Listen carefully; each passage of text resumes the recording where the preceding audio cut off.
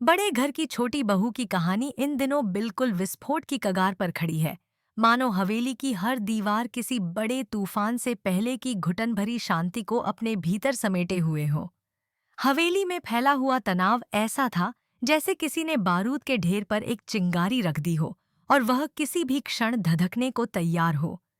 दुर्गा देवी, जिनकी चालाकी और दूरदृष्टि पर घर का हर सदस्य अनजाने ही निर्भर रहता है, एक ऐसा जाल बुन रही थीं जिसके धागे इतने महीन थे कि पकड़ में आना लगभग असंभव था।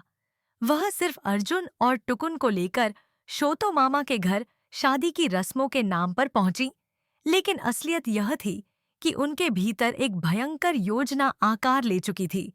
अर्जुन और अहाना को चाहे जैसे भी हो फिर से एक दूसरे की ओर मोड़ना। जैसे ही वे मामा के घर पहुंची, अर्जुन की नजर उस लड़की पर गई जो दुल्हन के जोड़े में बैठी थी। शुरुआत में उसे लगा कि यह तो कोई मजाक है, लेकिन कुछ ही सेकंड में उसे एहसास हुआ कि वह लड़की वही अभिनेत्री है जिसे दुर्गा देवी ने पहले भी अर्जुन और अहाना को करीब लाने के लिए हायर किया था। इस दृश्य को देखकर अर्जुन का माथा ठनका, लेकिन वह कुछ कह पाता उससे पहले ही दुर्गा देवी की कठोर और सधी हुई आवाज ने पूरे माहौल को नियंत्रित कर लिया, मानो यह सब उनकी उंगलियों के इशारों पर ही नाच रहा हो। उधर अहाना खुद को मजबूत दिखाने की भरसक कोशिश कर रही थी। वह चाय की ट्रे लेकर कमरे में आई, लेकिन उसके भीतरी तूफान को देखते हुए यह मजबूती सिर्फ दिखावा थी।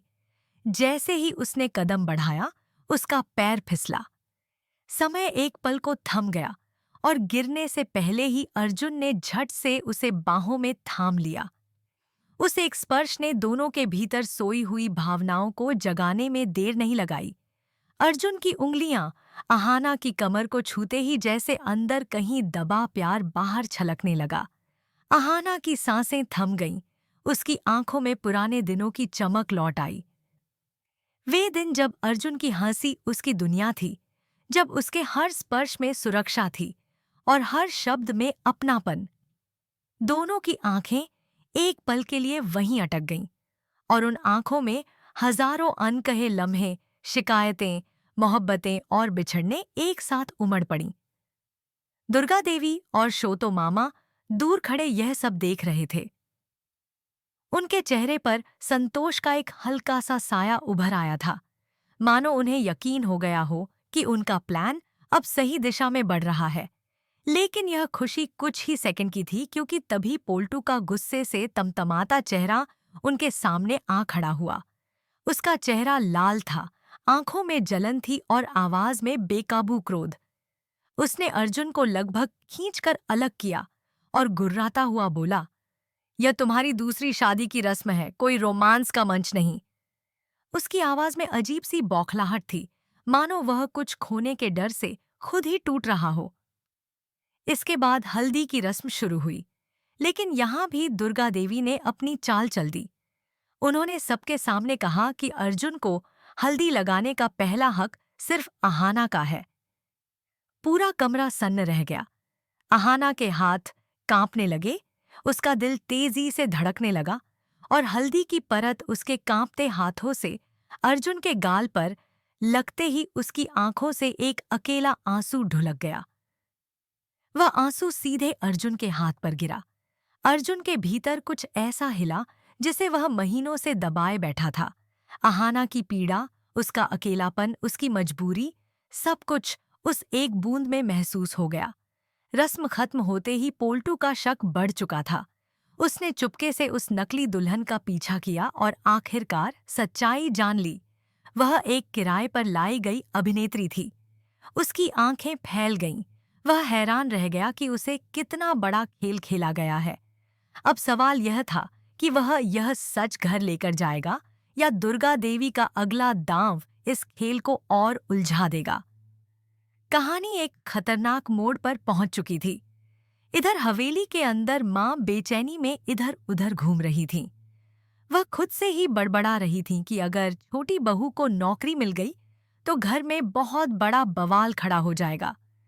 उन्हें यकीन था कि नौकरी मिलते ही अहाना आधुनिक सोच अपना लेगी, घर की पुराने नियम कानून पर सवाल उठाएगी और उनके हाथों से इस घर की बागडोर निकल जाएगी।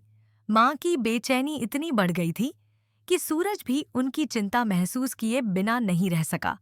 रसोई में काम करती अहाना को देखकर सूरज ने हिम्मत जुटाई और धीरे से कहा, अहाना, मैं चाहता हूं कि अब आप अपने पति का थोड़ा ज्यादा ख्याल रखें। रिश्ते को समय दें, सिर्फ घर के कामों में ही मत खो जाएं। सूरज की बातें सुनकर अहाना का चेहरा उतर गया। वह कुछ कहना चाहती थी, लेकिन उसके गले में जैसे शब्द अटक गए। वह चुपचाप वहां से हटकर अपने कमरे में चली गई और दरवाजा बंद करते ही उसका मन भर आया। उसके भीतर एक ऐसा सच छिपा था जो किसी की जिंदगी बदल सकता था, और वही सच उसे सबसे ज्यादा डराता था। कुछ देर बाद अर्जुन कमरे में आया। उसने अहाना को रोते देखा तो घबरा गया। वह उसके पास बैठा और बोला, क्या हुआ अहाना, क्यों रो रही हो? अहाना ने हिचकते हुए कहा, अर्जुन, मेरे पास तुम्हें बताने के लिए एक बहुत बड़ा सच है। अर्जुन के माथे पर सिलवटें पड़ गईं। उसने पूछा, क्या बात है? अहाना ने कांपती आवाज में कहा, अर्जुन, मैं प्रेग्नेंट हूं। अर्जुन के पैरों तले जमीन खिसक गई। उसकी आंखें फैल गईं।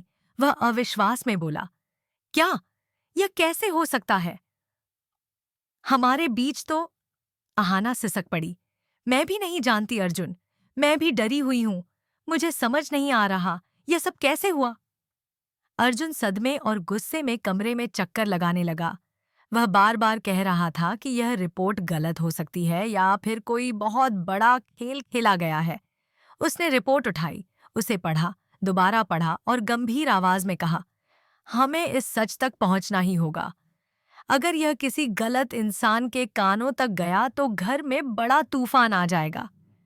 उसी समय बाहर खड़ा सूरज